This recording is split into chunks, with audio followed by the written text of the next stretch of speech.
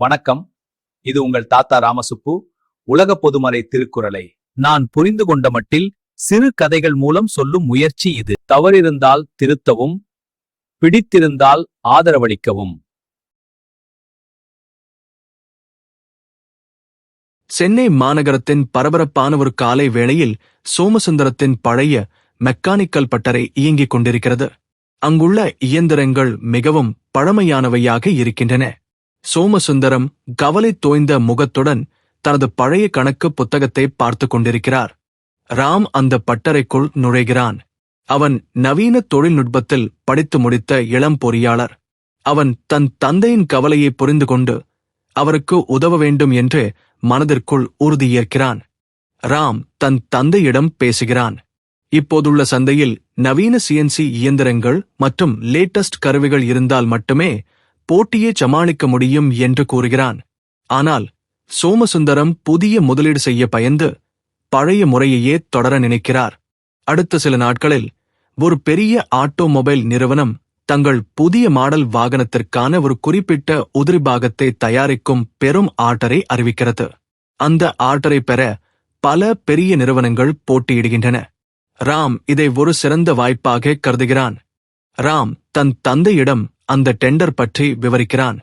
அப்பா, இந்த ஆர்டரை நாம் எடுத்தால் நம் நிறுவனத்தின் முகவரியே மாறிவிடும் என்று கூறுகிறான். அதற்கு சரியான கருவிகளும் சரியான நேர மேலாண்மையும் தேவை என்பதை அவன் உணர்த்துகிறான். சோமசுந்தரம் தன் மகனின் தன்னம்பிக்கையை கண்டு சம்மதிக்கிறார். ராம் உடனே வங்கிக் கடன் மற்றும் தனது சேமிப்பை உபயோகித்து அதிநவீன தானியங்கி சிஎன்சி இயந்திரங்களை அட்வான்ஸ்ட் சிஎன்சி மெஷின்ஸ் ஆர்டர் செய்கிறான். பட்டறையை நவீனமயமாக்கும் பணிகள் விறுவிறுப்பாக தொடங்குகின்றன. புதிய கருவிகள் வந்துவிட்டன. ஆனால் டெண்டருக்கான இறுதி நாள், டெட்லைன், இன்னும் சில தினங்களே இருந்தன. ராம் அந்த நவீன இயந்திரங்களை எவ்வாறு இயக்குவது என்று மற்ற தொழிலாளர்களுக்கு பயிற்சி அளிக்கத் தொடங்குகிறான். இரவு பகலாக வேலைகள் திட்டமிடப்படுகின்றன. டெண்டர் சமர்ப்பிப்பதற்கான தகுதி சுற்றுக்கு அவர்கள் தயாரிக்கும் உதிரி பாகத்தின் மாதிரி வடிவம் துல்லியமாக இருக்க வேண்டும்.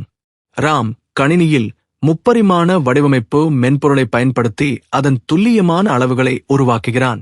சோமசுந்தரம் தன் மகனின் திறமையை பெருமையோடு பார்க்கிறார்.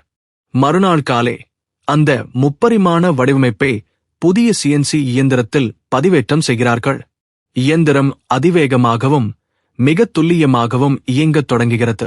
பழைய முறையில் பல நாட்கள் ஆகும் வேலை இப்போது சில மணி நேரங்களில் முடிவதைக் கண்டு தொழிலாளர்கள் வியக்கிறார்கள். முதல் மாதிரி உதிரிபாகம் வெற்றிகரமாக தயாராகிறது. ராம் அதை எடுத்து அதன் அளவுகளை மைக்ரோமீட்டர் கொண்டு அளந்து பார்க்கிறான். 1 மில்லிமீட்டர் அளவிலும் கூட எந்த பிழையும் இல்லாமல் அது கச்சிதமாக வந்திருக்கிறது. இப்போது முதல் படி முடிந்துவிட்டது. ஆனால் உண்மையான சவால் டெண்டர் விண்ணப்பத்தை உரிய நேரத்திற்குள் சமர்ப்பிப்பதே ஆகும். போக்குவரத்து நெரிசல் மிகுந்த சென்னை நகரில் அவர்கள் அந்த பெரிய நிறுவனத்தின் தலைமையகத்திற்கு செல்ல வேண்டும். ராம் தேவையான அனைத்து ஆவணங்களையும் மாதிரியையும் ஒரு பெட்டியில் அடுக்குகிறான். ராமும் சோமசுந்தரமும் காரில் புறப்படுகிறார்கள். துரதிருஷ்டவசமாக நகரின் முக்கிய சந்திப்பில் ஒரு பெரிய போக்குவரத்து நெரிசல், டிராஃபிக் ஜாம் ஏற்படுகிறது. கடிகாரத்தில் நேரம் வேகமாக ஓடிக்கொண்டிருக்கிறது. மாலையில் டெண்டர் பெட்டி மூடப்படும். காரில் இருந்தால் நேரத்திற்கு செல்ல முடியாது என்பதை ராம் உணர்கிறான். அப்பா, நாம் காலத்தை வீணடிக்க கூடாது, மாற்று வழியை பயன்படுத்த வேண்டும் என்று கூறுகிறான். உடனே அவர்கள் காரை அங்கேயே நிறுத்திவிட்டு அருகில் உள்ள மெட்ரோ ரயில் நிலையத்தை நோக்கி ஓடுகிறார்கள். மெட்ரோ ரயில் சரியான நேரத்திற்கு வந்து சேர்கிறது. ராம் தன் கைக்கடிகாரத்தை பார்க்கிறான். இன்னும் 30 நிமிடங்கள் மட்டுமே உள்ளன. அதிவேகமாகச் செல்லும் அந்த ரயிலில் அவர்கள் பயணிக்கும் போது சரியான நேரத்தில் எடுத்த முடிவு எவ்வளவு முக்கியம் என்பதை சோமசுந்தரம் உணர்கிறார். ரயில் குறிப்பிட்ட நிலையத்தை அடைகிறது. அங்கிருந்து அந்த ஆட்டோமொபைல் நிறுவனத்தின் கார்ப்பரேட் அலுவலகம் மிக அருகில் உள்ளது. ராமும் சோமசுந்தரமும் வேகமாக நடந்து அலுவலக நுழைவாயிலை அடைகிறார்கள்.